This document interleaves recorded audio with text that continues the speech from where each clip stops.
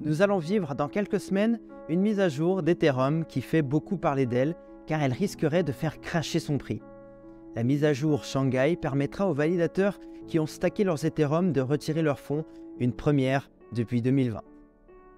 Il est donc logique qu'une partie d'entre eux n'attende que ça. Je vais y répondre et tu sauras à quelle sauce tu seras mangé à la fin de cette vidéo. Mon nom est Fabio Lopez et je vulgarise la blockchain et les crypto-monnaies pour qu'on puisse s'instruire ensemble et avoir un coup d'avance. À son lancement en 2015, Ethereum fonctionnait grâce à un consensus de Proof of Work. L'un des problèmes majeurs avec ce type de consensus est la quantité faramineuse d'électricité nécessaire. Les développeurs l'ont vu venir et ont cherché une solution. Eh bien, cette solution s'est concrétisée en 2020. Les développeurs ont voulu pallier à ce problème et l'idée finale était de remplacer le consensus d'Ethereum par du Proof of Stake bien plus durable. Le problème, c'est que c'était risqué, il fallait alors prendre un maximum de précautions. Ce qu'ils ont fait, c'est qu'ils ont créé une blockchain parallèle à Ethereum qu'ils ont nommée la Bitcoin Chain et je suis sûr que tu en as déjà entendu parler afin de tester ce nouveau moteur et s'assurer que tout fonctionne correctement dans les moindres détails.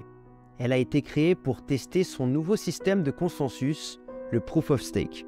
Mettons en situation, on a Ethereum, une machine qui pèse des centaines de milliards, envoyée à toute vitesse, à qui on doit changer le moteur sans qu'elle s'arrête.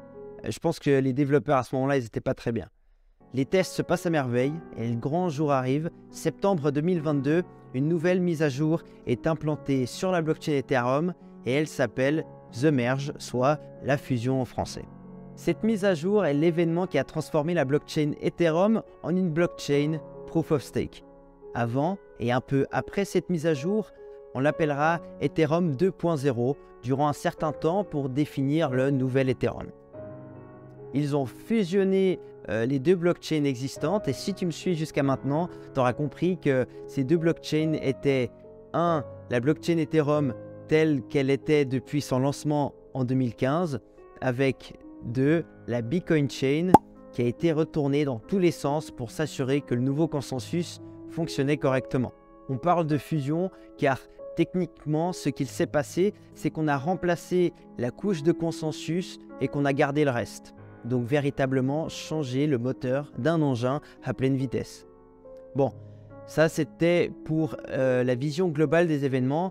Aujourd'hui, je vais te parler de la prochaine mise à jour Ethereum qui s'appelle Shanghai et qui permettra aux personnes qui ont stacké leurs Ethers à l'ancienne depuis 2020 carrément de les retirer. Car oui, pour qu'une blockchain Proof of Stake fonctionne, il faut que des gens soient prêts à bloquer leur crypto-monnaie native en gage de sincérité.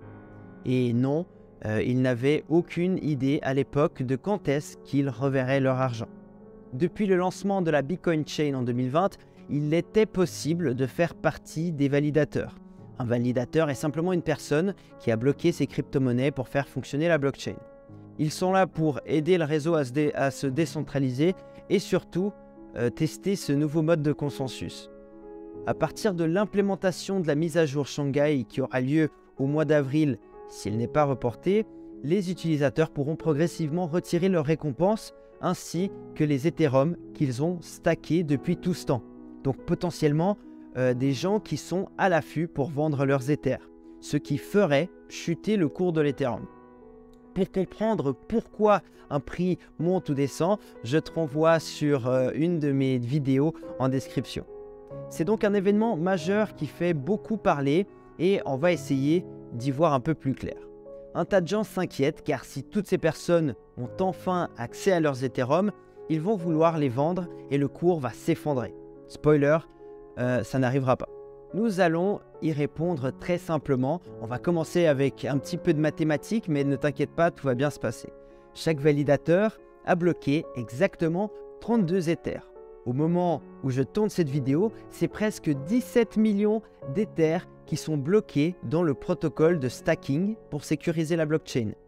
Ok, si on divise ces 17 millions par 32 pour connaître le nombre de validateurs, on obtient plus d'1 demi-million de validateurs au total. Maintenant qu'on sait le nombre de validateurs, on va se pencher sur le deuxième point. Le protocole gère le verrouillage de tous les Ethers a une limite de retrait pour des raisons de sécurité qu'on ne verra pas dans cette vidéo. C'est-à-dire que uniquement 8 validateurs peuvent retirer toutes les 6,4 minutes. De cette façon, uniquement 1800 validateurs peuvent se retirer chaque jour. Je te rappelle que le nombre de validateurs total est plus d'un demi-million. 1800 validateurs par jour, c'est R.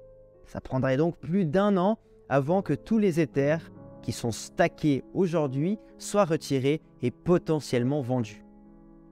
Donc, je te le dis maintenant, si le cours d'Ethereum crash au moment de la mise à jour Shanghai, ce n'est pas à cause d'une pression vendeuse de la part des validateurs. Pour l'aspect un petit peu plus technique, deux choses sont intéressantes à noter. La première, je te disais qu'uniquement 8 validateurs peuvent retirer toutes les 6,4 minutes et ainsi récupérer leurs 32 Ethers. Eh bien, c'est tellement bien foutu qu'ils ont rendu ce nombre évolutif. C'est-à-dire que moins il y a de validateurs qui sécurisent la blockchain et moins de validateurs peuvent sortir. Ce chiffre peut descendre jusqu'à 4 validateurs sortant toutes les 6,4 minutes. Aujourd'hui, nous sommes à plus d'un demi-million de validateurs, donc 8 personnes peuvent sortir. Si le demi-million de validateurs tombe à 450 000, uniquement 6 validateurs pourront sortir toutes les 6,4 minutes. La deuxième chose à noter, les récompenses offertes aux validateurs sont évolutives également. C'est-à-dire qu'elles s'adaptent en fonction du nombre de validateurs pour qu'ils soient motivés à continuer à sécuriser le réseau. De cette façon, ça permettra de les faire rester ou d'en faire venir des nouveaux et donc de limiter le nombre de validateurs qui voudront retirer leurs Ethereum pour les vendre au moment de la mise à jour Shanghai. Moins il y a de validateurs, plus les récompenses sont juteuses, et plus les récompenses sont juteuses, et plus il y a de validateurs. Ça permet de garder un équilibre. En conclusion, la mise à jour Shanghai fait beaucoup parler d'elle. Certains s'inquiètent d'une chute du prix de l'Ethereum, mais cela semble peu probable. Bien que de nombreux validateurs pourraient potentiellement vouloir vendre leurs Ethereum, la quantité de tokens en jeu est relativement faible par rapport à la capitalisation boursière totale d'Ethereum. Ils pourront le faire, mais uniquement au compte-gouttes sur de très longues périodes. De plus, le système est fait pour attirer de nouvelles personnes. En fin de compte, cette mise à jour devrait permettre aux validateurs de récupérer leurs fonds sans avoir un impact significatif sur le prix de l'Ethereum. Voilà, j'espère que ça t'aura plu. Je mets toutes mes sources en description si tu as envie de creuser un petit peu plus. Si tu veux m'aider, aime cette vidéo.